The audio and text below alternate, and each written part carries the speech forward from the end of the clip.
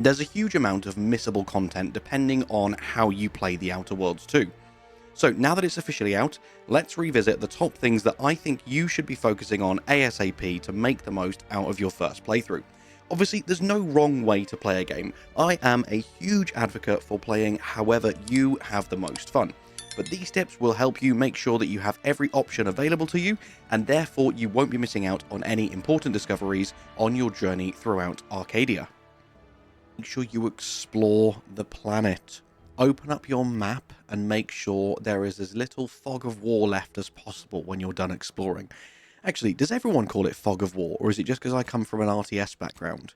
What do you call the unexplored portions of the map? To me, it's always been fog of war. Is that a gaming term or an RTS term? Anyway, make sure you do whatever you call it, because there are so many hidden gems around that aren't necessarily tied to the building silhouettes that you see on your map. So you want to go everywhere you can. Quite a few places will be inaccessible because of mountains, but try and go there just to see. And you will uncover so many hidden gems with incredible loot, enthralling quests, and bountiful secrets to be uncovered. So once you have visited everything obvious on the map, if there is still a huge chunk of unexplored land, just set yourself a waypoint at the center of it and go see if you can get there and see if there's anything around. Another thing you should do ASAP is play in a very specific way to trigger certain flaws as early as possible so you can maximize them and have them helping you out for your entire playthrough. Some of them, their positives far outweigh their negatives, and here's my top 3 and how you can trigger them as quick as possible. Firstly, if you are someone who loves hacking, make sure you hack into everything you possibly can. What I mean by that is if you find a password for a terminal or another way to get into something, but you can also hack it, when you have that menu pop up, specifically choose to hack. Because once you have hacked enough times, you will then have the option to learn Dangerously Curious, which will double your bypass shunt usage, but these are very cheap and very easy to craft. And it will double your experience gained from hacking, meaning you can hit that oh so sweet level 30 so much sooner. As you will be needing more bypass shunts, you can double this flaw with consumerism. What you want to do for this is buy lots and lots of things. Make lots and lots of small transactions, because I believe this is triggered based on how many times you've bought, not the value of the things. And eventually consumerism will trigger, meaning everything costs 15% less to buy, but you sell everything for 10% less of its value as well. This is fantastic, because if you're following my other tips, you'll know that selling things isn't particularly valuable in this game. Mostly, you'll be wanting to break items down for crafting materials. And now that all of the things you're buying will be even cheaper, this is especially good if you have taken the perk that lets you see the vending machine's hidden inventory, because usually them items are very good but quite expensive. And finally, over-prepared. Make sure you keep reloading your magazine before it hits empty, and eventually you can, if you want to, accept the over-prepared flaw. This is going to increase your magazine size by 50%, but it also means you'll deal reduced damage for a short period of time if your weapon ever hits empty. And when you're running around with SMGs and machine guns with nearly 200 bullets, I can't see this ever really being a problem. As soon as you get to Fairfield, this is just after completing the prologue and gaining control of the incognito. Obviously, do the usual RPG thing of speaking to everyone and exploring everywhere. I will touch more on that later, actually. That's particularly important in this game. But make one of your first priorities to accept the quest Perilous Journey to the Grove from the guy right next to the bounty board. Then head off and go and do this. This is going to unlock the double jump boots.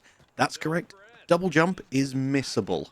This is arguably a core mechanic, which will make so many missions so much easier by giving you another way to tackle many different situations. And this is genuinely just one of the many things I love about this game, that it doesn't try to hold your hand, so much so that what I would consider as a core mechanic is hidden behind an optional missable quest. Another tip for you to save you from the same fate as the previous owner: if you leave the double jump to the last second and you already see the wind whooshing around you, that means you're going too fast and you gon' go splat. However, if you time it before it's too late and the wind hasn't built up too much, it will reset the fall damage meter and you can still fall considerably further than you would have before the jump becomes fatal. Another thing you want to do early is head over to the Ministry of Accuracy, which is northwest of Fairfield, and here you will find Inez. She is the most powerful companion in the game, though she doesn't seem it at first, but I have got a full companion guide explaining why she's so strong and how to build her so strong, so make sure you do go and check that out as well. And if you miss her here, you will miss out on being able to recruit her. So once you've spoken to her, make sure you go back to Fairfield, witness her conversation with the minister, and this way you'll unlock the start of her questline and the ability to recruit her.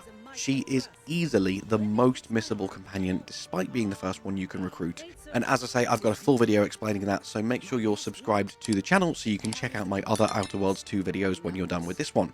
Next up, my friends, go into settings, head over to the UI tab, and change tooltip damage display to DPS and show base item stats to off. This is going to give you a far more accurate representation of exactly how much damage each weapon is doing based on your current build.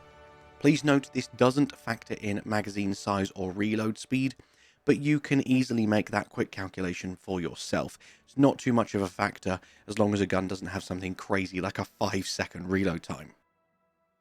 Next up, you want to make sure you learn which weapons are effective against which enemies and get comfortable with using a variety of weapons instead of just sticking with your favorites. DPS isn't the be-all and end-all in this game. Even if your SMG is twice as powerful as your marksman rifle, it's still going to perform awful against armored enemies, whereas your marksman rifle would wreck. Armor absorbs a set amount of damage per hit, so the more powerful the bullet and the higher the penetration, the higher the damage will be. So try to have at least one slower, high-powered weapon in your rotation at all times to deal with armored enemies. Another quick bonus tip here is that creatures will never have armor. This isn't something you need to check, so if you see a creature, in these cases, any gun will do. In fact, something that shoots many bullets or lots of shrapnel, like a shotgun or an SMG, are going to be perfect at taking out creatures. Next up, thoroughly explore every new location you visit. Now, I know this may seem obvious, I alluded to it in the previous tip, but specifically, I mean to finish all of your investigating and searching before speaking to any main NPCs. It is very easy to miss out on certain quest steps because you have spoken to an NPC too soon before you have discovered some vital information that might be hidden on a terminal or an audio log just next door, which you could have then used to completely change the outcome of the quest, or at least wrangle yourself a better reward. The next tip I absolutely adore, takes me back to the good old days of gaming. You probably want to grab a pen and paper, or at least have a Word document at the ready whilst you're playing this game, because you will frequently encounter doors, chests, terminals, things like that you cannot currently open because the skill check is too high, and you are guaranteed to forget their exact location because there are so many. So write them down, both the location and the requirement. This way you'll know where to come back and when to come back to open it as soon as you're able to, so you're not missing out on that tasty loot. Next up, early on when progressing the main storyline of Fairfield, you'll have the option to help either the Minister or Cower. If you decide to help Cower, she wants you to sabotage the Auto Mech Repair Center. Now, regardless or not of whether you do agree to do this, go and check it out anyway, and whilst you're there, make sure you complete the quest and Aegis against the miasma. This will grant you the gas energy deflection apparatus, which is your own personal force field. It's already a very powerful gadget that can be upgraded ever further with crazy different skills and perks that make this an absolute must-have. Do not skip out on this quest. And next one, my friends, if you are speccing into lockpicking, make sure you grab the Pickpocket perk. It's hard to use it often, because you won't find NPCs alone too frequently, but surprisingly, the ones that usually are alone are the very powerful ones and the only ones worth pickpocketing anyway. They will carry around their life savings and the key to their safe or terminal as well. Honestly, the pickpocket perk earned me tens of thousands of bits in my first playthrough and unlocked some very valuable doors for me. So make sure you grab this if that is the route that you're going down. And that's it for my top 10 things that you need to do ASAP, my friends. Hopefully something helped. If it did, please subscribe. It's always appreciated. And all that's left for me to say is thank you so much for watching. I hope you have an amazing day, and I'll see you in the next one. Bye-bye.